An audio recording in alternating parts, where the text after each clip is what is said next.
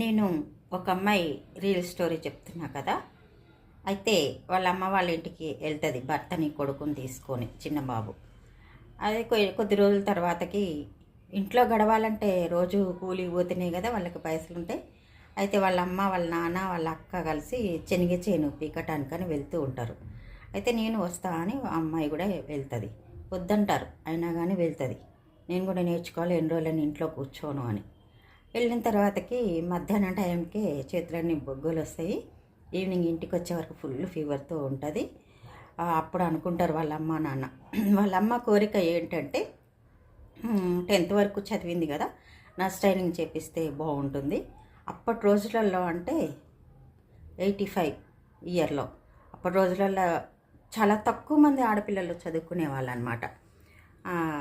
Nurse training చేయించాలని వాళ్ళ అమ్మ కోరిక ఉండేది. ఇక ఈ అమ్మాయికి పని రాదు, వేస్ట్, ఎక్కడన్నా ఏదన్నా చూద్దామా అనుకునే లోపలనే వాళ్ళ అత్తగారు వైపు నుంచి పెద్దవాళ్ళు, ఈ అమ్మగారి వైపు నుంచి పెద్దవాళ్ళు కలిసి పంచాయతీ చేసి అత్తగారింటికి పంపిస్తారు. మళ్ళీ తర్వాతకి ఒకరోజు వాళ్ళ ఆడబడుచు ఏం చేస్తుందంటే, ఈమె తిని కూర్చుంటుంది, పిల్లగాని ముందలేసుకొని ఏం పని చేయట్లేదు అని కాయించుకొని ఒక 5 కిలోల మిరపకాయలు ఉంటాయి కదా, నిచ్చి అవి రోట్లో వేసి దంచటం కోసమని, కేవలం అమ్మాయి మీద కక్ష సాధింపు కోసమని 5 కేజీల మిర్చి వేసి దంచుతూ నీ కోడల్ని కూడా పంపి అని వాళ్ళ అత్తగారికి తో చెప్పించి అమ్మాయితో దంచిస్తుంది. ఫుల్ ఒంటి నిండా కారమే పడుతుంది, బొగ్గలు వచ్చి ఏడుస్తూ దంచుతుంటుంది. బాబుకి, చిన్న బాబు 3వ నెల బాబు, బాగా పాల కోసం గుక్కబట్టి ఏడుస్తూ ఉంటాడు. ఏం చేయలేని పరిస్థితి, దంచుతూనే ఉంటుంది, ఏడుస్తూనే ఉంటుంది. అప్పుడు వాళ్ళ అత్తగారు వచ్చి పో చేతులు కడుక్కొని వాడికి పాలు ఇపో అని అంటది.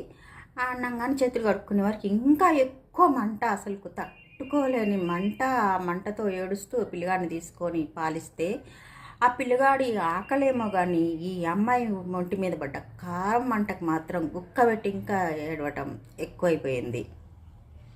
అలాంటి పరిస్థితులలో అసలు ఏ స్త్రీకైనా అలాంటి పరిస్థితి రాకూడదు, అలాంటివి చూడకూడదు కూడా, వినకూడదు కూడా. అంత కష్టాలు, అన్ని బాధలు భరించుకుంటూ ఒకరోజు భర్తతో చెప్పేస్తుంది, ఇంకా నేను చచ్చిపోతా, మీ వాళ్ళకి నేనంటే ఇష్టం లేదు, మా అమ్మ వాళ్ళకి కబురు పెట్టు అని.